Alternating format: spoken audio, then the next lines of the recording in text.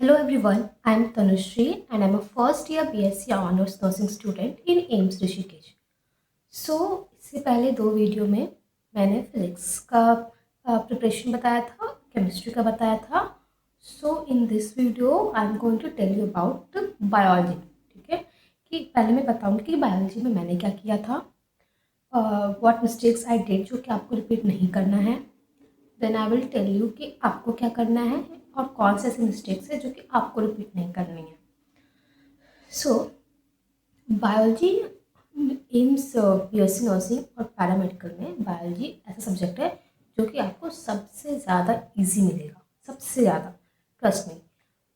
जो एनसीईआरटी, इससे मैंने आपको पहले भी बताया एक वीडियो में कि आपको एनसीईआरटी से बाहर नहीं जाना है। ठीक है, ऊपर से इसमें एनसीईआरटी में भी ऐसा नहीं कि पूरा डीप क्वेश्चंस पूछते हैं, नहीं, वो ऊपर ऊपर से बहुत ही इजी क्वेश्चंस पूछते हैं। मुझे जहाँ तक लगा, मुझे बायो सबसे इजी लगा। ठीक है, तो सबसे पहले मैं बताऊंगी कि मैंने बायो में क्या किया, कैसे पढ़ा, एनसीईआरटी कैसे पढ़ी, क्योंकि एनसीईआरटी भी बहुत लोगों को समझ नहीं आती, वो टफ होती है। ठीक है, तो देखो, वैसे तो मैं तो ऑफलाइन इसके लिए मैंने नहीं लिया था, मैंने बायो ऑनलाइन लिया था।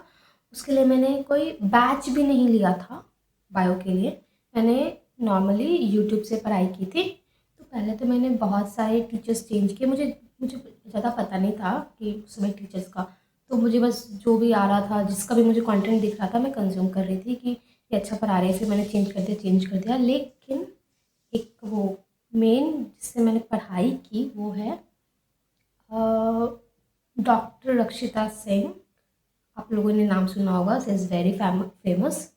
तो मैं उनसे जो एनसीईआरटी मैंने उनसे पढ़ा था, she makes NCERT so easy and easy to learn. तो बायो मैंने उनसे किया था, कंप्लीट बायो वन शॉट डालती थी यूट्यूब पे। वो ज़्यादा लेंथ का भी नहीं होता था, 2-3 घंटे का होता था, और उससे बायो लगभग चैप्टर मेरा 70 to 80% हो जाता था, लर्न भी हो जाता था। तो बायो मैंने उनसे किया। ठीक है, उनके देखो नोट्स मैंने पहले नोट्स बनाए थे 11th-12th में, लेकिन फिर वो यूज़फुल नहीं हुए क्योंकि वो बहुत सारे आउट ऑफ एनसीईआरटी कंटेंट को कवर कर रहा था। तो अब तो उसको करने का कोई फ़ायदा नहीं है। तो मैंने देखो, एक उनका और एक लास्ट मोमेंट पे मैंने गोइंग नीट करके एक एडुकेटर है जो रिसेंटली लास्ट ईयर ही उन्होंने स्टार्ट किया है। मुझे उनका कंटेंट काफ़ी अच्छा लगा, उनके नोट्स बहुत ही क्रिप्स और एनसीईआरटी बेस्ड हैं। तो मैंने उनका शॉर्ट नोट्स था, मैंने उसे हार्ड कॉपी उसका निकलवा लिया था, मैं उसे लर्न करती थी। तो देखो, दो दो एडुकेटर्स मैंने अच्छे से पढ़ा है, वो है रक्षिता सिंह और गोविंद। इन दोनों के मैंने मैंने लॉन्ग वीडियोस पे नहीं गई हूँ किसी भी चैप्टर्स के, मैंने बस वन शॉट्स किए हैं चैप्टर्स के, क्योंकि इसमें लॉन्ग वीडियो पे जाने का कोई मतलब नहीं है, क्योंकि अल्टीमेटली आपको लर्न करना है। ठीक है, सामने वाला आपको लर्न नहीं करवा देगा।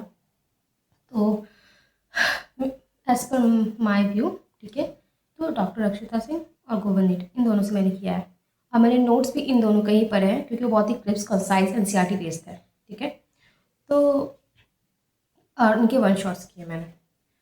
अगर आपको चाहिए तो मैं आपको शेयर कर दूँगी, उन्होंने अपना टेलीग्राम बनाया, आपको वैसे वहाँ से मिल जाएगा आपको नोट्स अगर चाहिए तो। उसके बाद मैं आपको बताऊँगी कि मैं कैसे पढ़ती थी, एनसीईआरटी भी पढ़ना होता है ना, तो वो मैं कैसे करती थी। तो देखो, सबसे पहले मैं इनके, अगर मुझे कोई चैप्टर समझ नहीं आता था तो मैं पहले इनके वन शॉट्स पे जाती थी। ठीक है, रक्षिता सिंह और गोविंद, इनका मैं वन शॉट्स करती थी। उसके बाद फिर मैं जाती थी इनके नोट्स पे। ठीक है, तो नोट्स ऐसे मैंने लाइक रीड किया। ठीक है, तो उसमें उसको मैंने लर्न करने की कोशिश की। उसको बाद फिर उसके बाद फिर मैं लेके जाती थी एनसीईआरटी पे।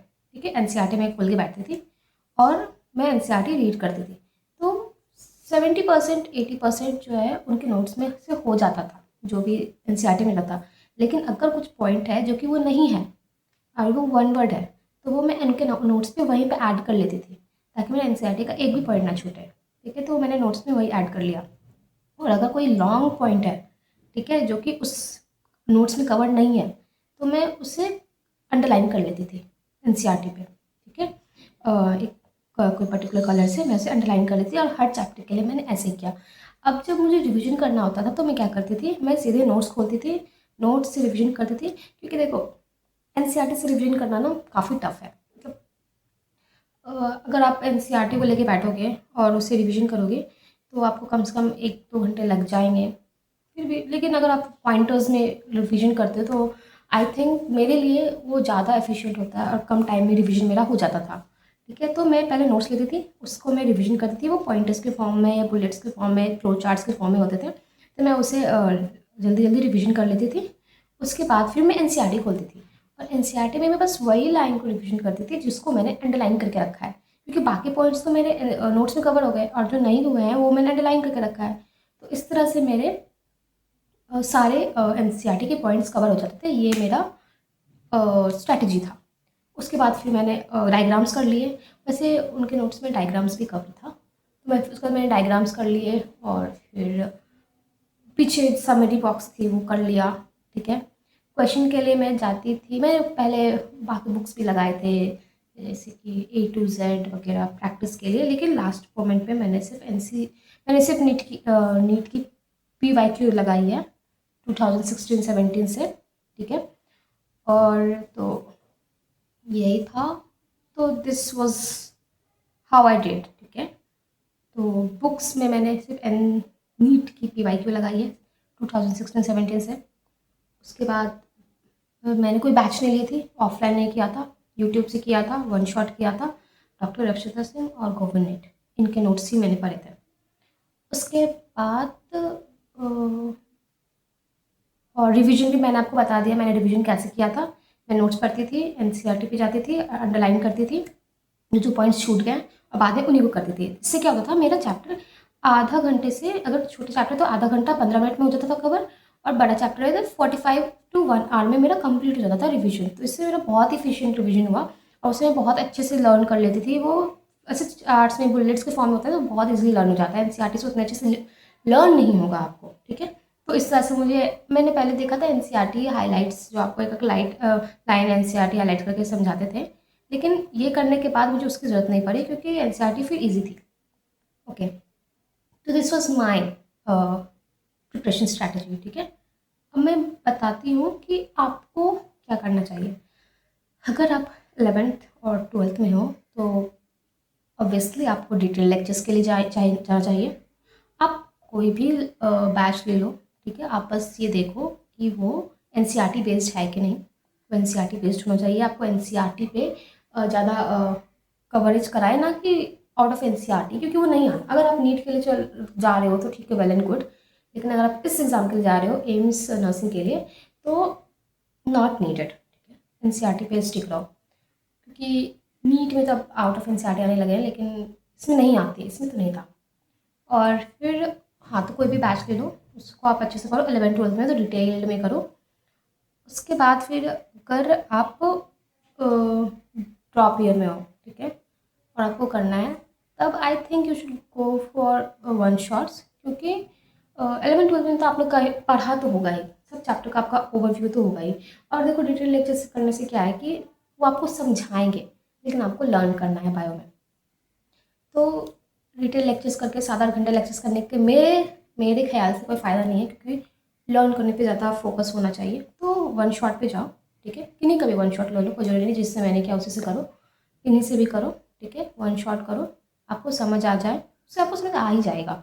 उसके बाद फिर आप अगर आपने अपने नोट्स बनाए, वेरी वेल एंड गुड, तो उसको पढ़ो। उसके बाद फिर आप एनसीईआरटी पढ़ो। आप चाहो तो मेरा मेथड यूज़ कर सकते हो, उससे काफ़ी अच्छा हो जाता है कि नोट्स पढ़ो, उसमें जो भी पॉइंट फिर एनसीईआरटी रीड करो। जो भी पॉइंट आपको नया लगा कि आपके नोट्स में नहीं है तो वो आपको नोट्स में इंक्लूड कर लो, या फिर एनसीईआरटी में वो हाईलाइट कर लो। नेक्स्ट टाइम बस उन्हीं पॉइंट्स को करो जो एनसीईआरटी में है, बाकी नोट्स से रिविजन करो, क्योंकि नोट्स से रिविजन करना ज़्यादा जल्दी और ईजी होता है एज़ कम्पेयर टू एनसीईआरटी से रिविजन करना। ठीक है, मैंने तो यही किया था, क्योंकि बहुत लोग ऐसे बोलते हैं कि नहीं एनसीईआरटी से रिविजन करो, एनसीईआरटी से रिविजन करो। तो मेरा ये मानना है कि क्वेश्चंस तो आपको उसी फॉर्म में आएंगे ना, लाइक एमसीक्यू बेस्ड ही आएंगे। तो एमसीक्यू तो आपको शॉर्ट नोट्स में भी बुलेट फॉर्म्स में है, तो आप उससे भी कर ही सकते हो। तो ऐसा है, बाकी आपको एनसीईआरटी से भी करना है तो आप कर सकते हो। और बुक्स देखो, आप जो भी लगा रहे हो ठीक है, PYQ ज़रूर लगाना। एम्स की PYQ बुक एज सच तो मेरे टाइम पे तो मेरे को नहीं मिला था, पर शायद एक दो प्लेटफॉर्म हैं जो नीट एम्स की पीवाई की बुक दे रहे हैं, तो आप चाहो तो उनसे ले लो। और बाकी नीट की पीवाईक्यू भी लगाओ, ठीक है, क्योंकि उतना काफ़ी है, उससे हो जाएगा। ज़्यादा आपको बड़े बड़े मोटे मोटे बुक्स लगाने की ज़रूरत नहीं है। और फिर मैंने पढ़ाई का बता दिया, रिवीजन का भी बता दिया, बुक्स का भी बता दिया। और बैचेस बैचेस तो आपको जो लेना है आप ले सकते हो, उसमें कोई दिक्कत नहीं है। मेन आपका सेल्फ स्टडी पे डिपेंड करता है, ठीक। बैच पे डिपेंड नहीं करता, क्योंकि सामने वाला पढ़ा के निकल जाएगा। आप फिर रिवीजन आपका मेन है कि आप कितने बार रिवीजन, कितने अच्छे से रिवीजन करते हो, ठीक है। तो फिर ये बायो बायो ईजी है, बायो हो जाएगा, वो उतना टफ नहीं है as compare to physics chemistry. तो और I don't remember if I am missing something, मैंने लगभग सब बता दिया। और तो आप ड्रॉप ईयर में हो तो आप इतना कर लो, फिर ट्वेल्थ का ही बता दिया और कुछ। और तो I don't think I am missing anything. Test का बता देती हूँ। हाँ, टेस्ट तो आप कोई भी टेस्ट ले सकते हो। एम्स के भी टेस्ट सीरीज आते हैं, आप उसे ले लो। या तो अगर आपको लग रहा है कि नहीं, अगर लेवल बढ़ गया तो आप नीट की टेस्ट सीरीज भी ले सकते हो। बहुत सारे एल एन आकाश और बहुत सारे हैं जो टेस्ट प्रोवाइड करते हैं, तो आप उनसे टेस्ट का ले लो, ठीक है। अगर स्पेसिफिकली आपको एम्स में ही फिक्स रहना है कि उन्हीं का करना है, तो एम्स के भी बहुत सारे टेस्ट सीरीज होते हैं, वो भी ले लो। आप चाहो तो मैं कुछ ढूंढ के आपको अगले वीडियो में बता दूंगी। और टेस्ट भी हो गया। और तो आई डोंट थिंक कुछ बचा है। अगर कुछ बच गया है तो do let me know in the comment section. Okay, I am ending this video, so that's it for today. अगर आपको हेल्प हुई हो तो do like, comment and share with your friends. And that's it for today. Thank you. See you in the next video.